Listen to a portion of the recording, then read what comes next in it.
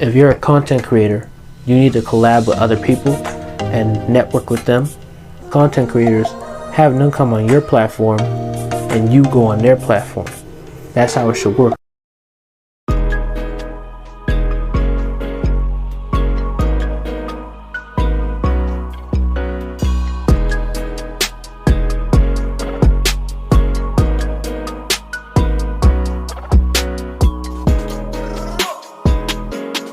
Welcome to the Brendan Brown's Collection of Facts and Theories podcast show. I'm your host, Brendan Brown, and today we're going to be talking about why you should network with people. We're going to discuss it right now. The definition of networking, so you can know all about it, is just meeting new people or meeting people that you know familiarly and just getting around, getting to know them, collab with them, make memories, however it is, and just enjoy yourself, which we're going to get to right now. So the first way on how to network with people is fly out or drive out to a new city and explore the world. Then you'll see new things. You also meet people that you probably never known before. For example, like me, I went to New York. I had a vacation recently and I went to the NBA store. I talked with the employees and they really had enjoyed NBA like me. They like basketball and things. We're talking about it. Some of them may have like sports outside of basketball, and that's great because you're networking. And networking doesn't necessarily need to mean that you have to get everybody's number. Sometimes you might just gotta say hello, talk, and goodbye, like I did with them. Just hello, talk, goodbye. I could have probably got their numbers and been their friends, but that just wasn't me. But hey, it was great. And also, just to give you a little bonus here, network with people who are your age range sometimes, because they're somewhat my age range. I guess they were like 20, maybe if it's 18 something, because I'm 16. So someone similar to your age, like teenage or early 20s for me, maybe for you, somebody in their 40s, somebody in their 50s, whoever it is, whoever's watching this. But mainly I'm encouraging you, so it should be someone around your teens. Another example is when I went to a cookout and I made a new friend that's virtual now that I call through the phone. So just network with people. It doesn't, like I say, it doesn't have to necessarily mean business or anything. Just mean a casual friend sometimes. Speaking of that, sometimes go to conferences. Like if you got a conference or event you really want to go to, like VidCon, Think Media, Gary Vee stuff. That's my opinion of conferences. In my opinion, just do that. I don't have any experiences with conferences, but I can give you some advice with them. What I learned from other creators and watching them is just sometimes sit down and talk with them about whatever your interest is.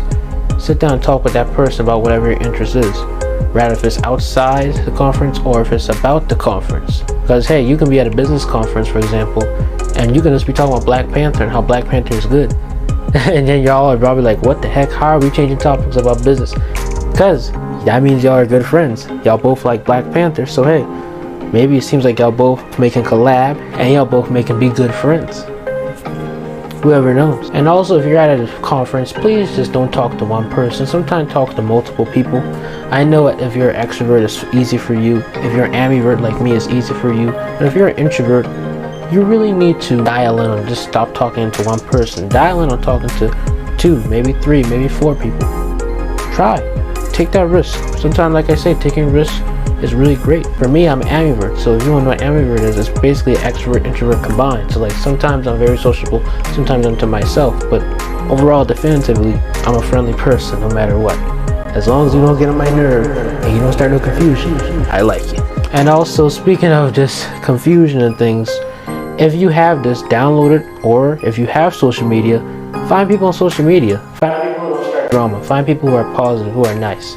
This goes to my consumer-based type audiences, my traditional-based audiences.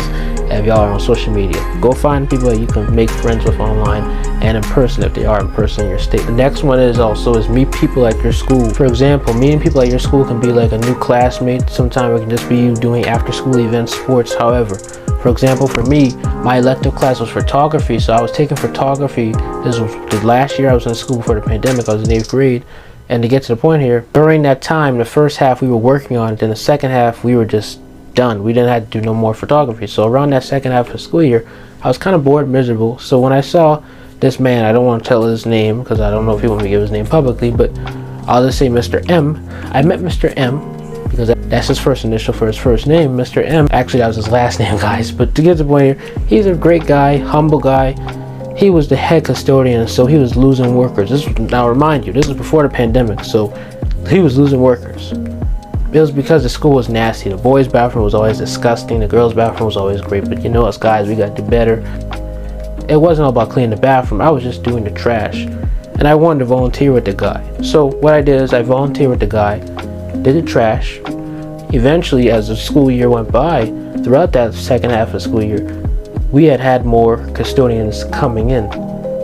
We had more students volunteering. So what was going on?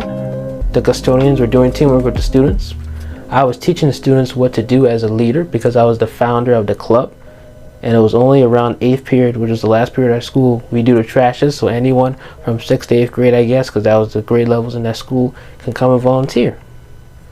And so it was amazing. I was on the yearbook for that as well. But to get to the point here, I don't be egotistical. I'm just telling you that look at what God did for me and for that guy. God gave me and that man favor to network with each other, to meet with each other, because look at that. With me meeting him, we both blessed each other. We had students coming volunteering. We also had more custodians working, which was kind of off and on. I don't know if there are a lot of custodians now, but I know before the school year had ended, we were like off and on with custodians, but there were still some coming and going. There were some that were transferred, there were some that were all this and that, but it was still good. And the students were volunteering too. Some were students who were in detention, and some were good students who really wanted to volunteer.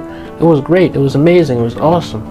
I really believe that the benefits from this was leadership, work ethic, to consistently take out the trash and lead people how to take out trash. Like I said, once again, it also had me start a club, and it also allowed me to give favor to this man and let the man give me favor through both of us through God. And now I bet you right now, if I meet him again, he'll be thankful to see me, because I was that guy, number one, day one, who started this whole club to really take out the trash and things. I don't know if it's still going or if it's defuncted, but I did it before the pandemic. And to be honest with you, while scripting this episode out, I thought I never had work ethic at the time.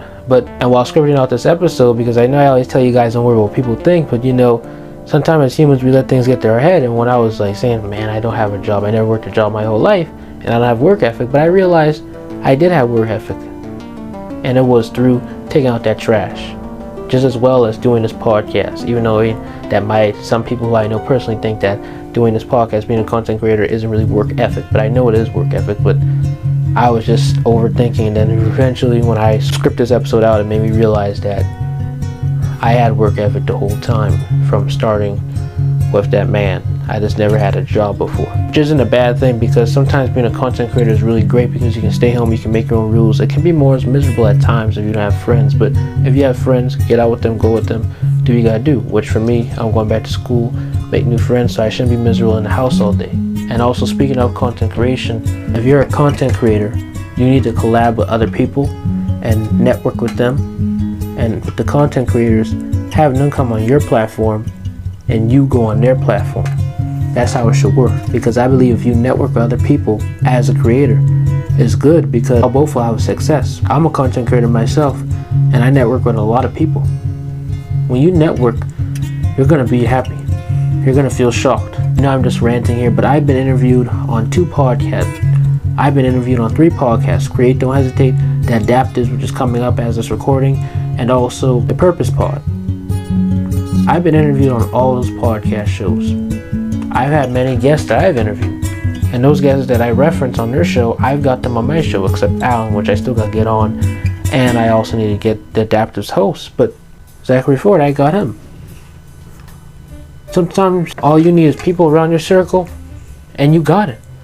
You really do. I know I'm ranting here, but you really got it.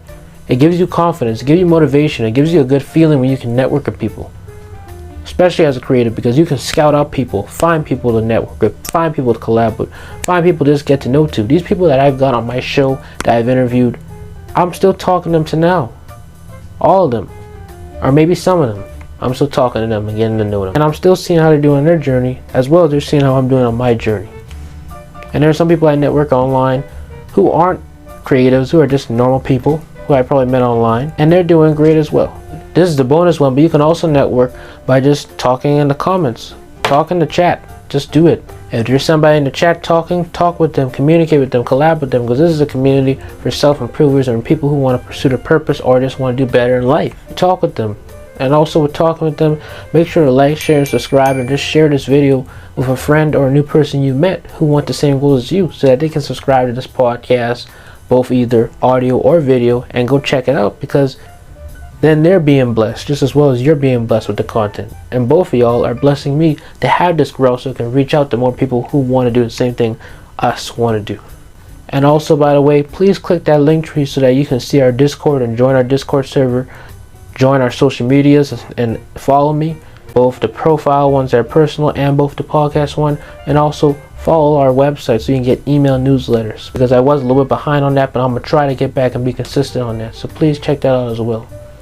But overall, these are just the main things you need to know so that you can network with other people, because hopefully you understand my point of view, and hopefully you gain some things about this, that it is important to network with people, because you can make memories with people, like I said, and you also will get payoffs from networking with these people, because maybe potentially they can help you in life, you can help them in life, y'all both can maybe collab or anything, or they could just be a stepping stone in your life to help you elevate to your goal, or even for you're probably being a stepping stone for them to elevate to their goal, or even both, not vice versa, both.